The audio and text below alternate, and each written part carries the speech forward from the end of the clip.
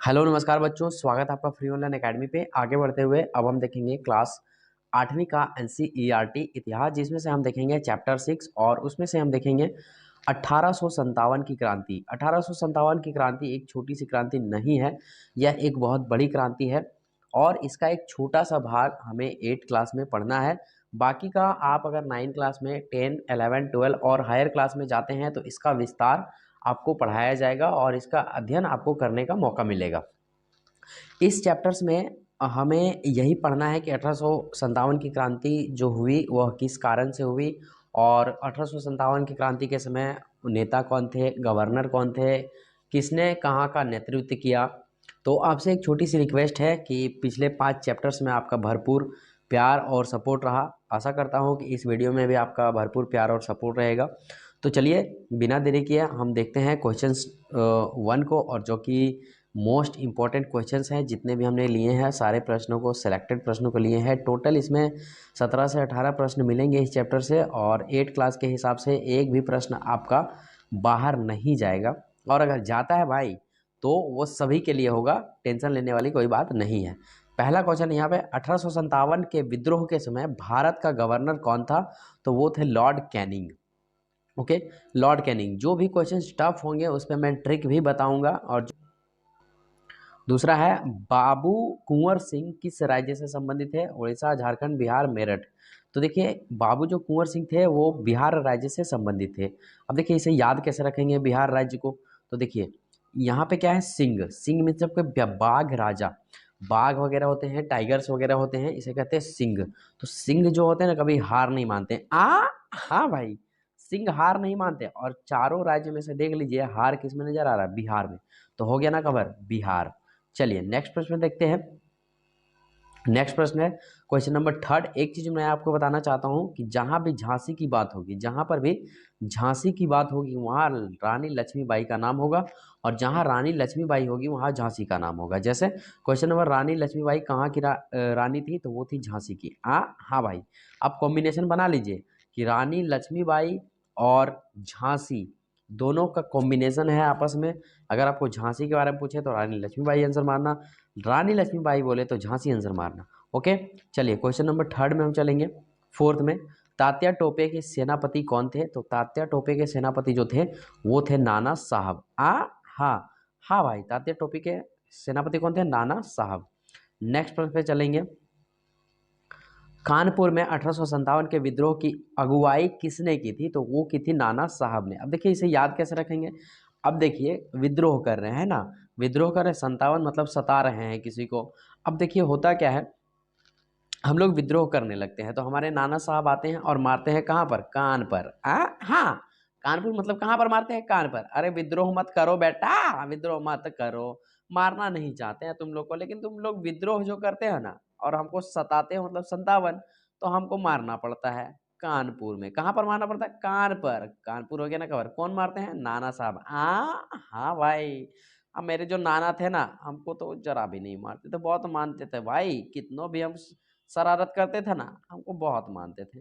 अब तेरा पता नहीं तेरे नाना क्या करते हैं। नेक्स्ट प्रश्न है क्वेश्चन नंबर 6। यहाँ पे, झांसी में 1857 में सिपाही विद्रोह का नेतृत्व किसने किया? हमने आपको पीछे कहा अभी तुरंत कि झांसी का बात आए तो रानी लक्ष्मीबाई आंसर मारना। देखिए कहाँ खोजिए रानी लक्ष्मीबाई, देखिए यहीं पे है रानी लक्ष्मीबाई। इसका आंसर हो जाएगा रानी लक्ष्मीबाई, क्वेश्चन नंबर 6 का ए उत्तर। नेक्स्ट प्रश्न है क्वेश्चन नंबर 7। पेशवा बाजीराव द्वितीय का दत्तक पुत्र कौन था? मतलब द्वितीय पुत्र कौन था? तो नाना साहब इसका द्वितीय पुत्र थे। नेक्स्ट प्रश्न में चलेंगे क्वेश्चन नंबर 8। बहादुर शाह जफर ने किसकी सहयोग से विद्रोह का नेतृत्व किया? तो बख्त खां के सहयोग से इसका नेतृत्व किया था। क्वेश्चन नंबर 9 है, 1857 के विद्रोह को किस नाम से जाना जाता है? तो 1857 के विद्रोह को सिपाही विद्रोह के नाम से जानते हैं। नेक्स्ट प्रश्न पे चलेंगे क्वेश्चन नंबर 10। भारत के अंतिम मुगल बादशाह कौन था? तो अंतिम मुगल बादशाह बहादुर शाह द्वितीय था। ठीक, बहादुर शाह द्वितीय आप याद रखेंगे। आप जब एग्जाम में बैठेंगे तो बहादुर कुछ इस तरह का मिलेगा, बहादुर, और शाह भी इस तरह का मिलेगा। लेकिन द्वितीय क्या होगा? ये जो द्वितीय है ना इसको कभी कभी ऐसा करके लिखता है, तो आप कन्फ्यूजन नहीं करना है कि द्वितीय ये रोमन वाला द्वितीय है, कन्फ्यूजन नहीं करना। अंतिम मुगल बादशाह पूछे तो क्या हो जाएगा? बहादुर शाह जफर द्वितीय। और अगर पहला पूछे, पहला मुगल बादशाह कौन है, तो बाबर। हाँ भाई, बाबर, बाबर है। ठीक है, पहला है बाबर और अंतिम है बहादुर शाह जफर द्वितीय। ठीक, चलिए नेक्स्ट प्रश्न पे चलेंगे।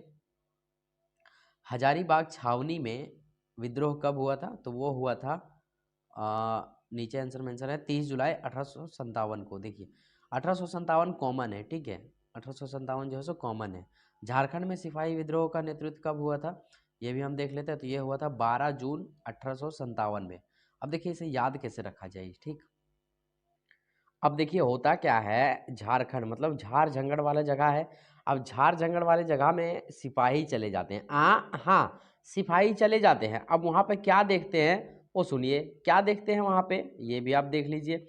वहाँ देखते हैं एक दो जन है। हाँ भाई, एक दो जन है। झाड़ जंगल वाली जगह में ज़्यादा नहीं है, एक दो जन ही मिलेंगे आपको। ये किसने देखा, सिपाही ने। एक दो जन है, कितने, एक दो जन है, इससे ज़्यादा जन नहीं है।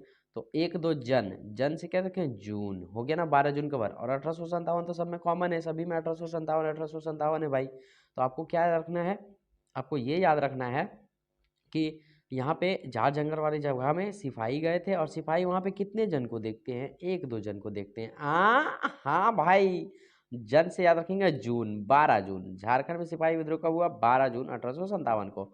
देखिए भाई, आप कितने मिनट चाहे रट्टा मार लीजिए, आपको याद हो तो जाएंगे, लेकिन कुछ समय बाद भूल जाएंगे।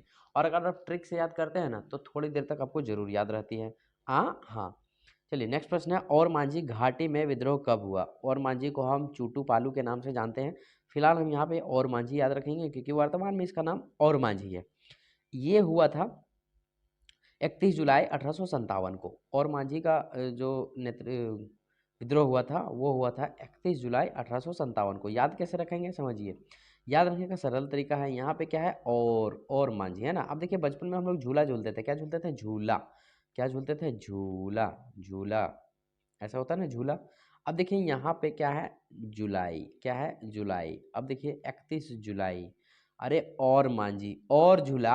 हाँ, और मांझी, और झूला। हमको और झूला, इतने से मन नहीं भरता मेरा, आप तुरंत उतार देते हो। झूला पेड़ों पे लगाते थे ना बचपन में, और कहते थे और झूला, और झूला, और मांझी, और झूला। यहाँ है झूला से रखे झुलाई, झुलाई।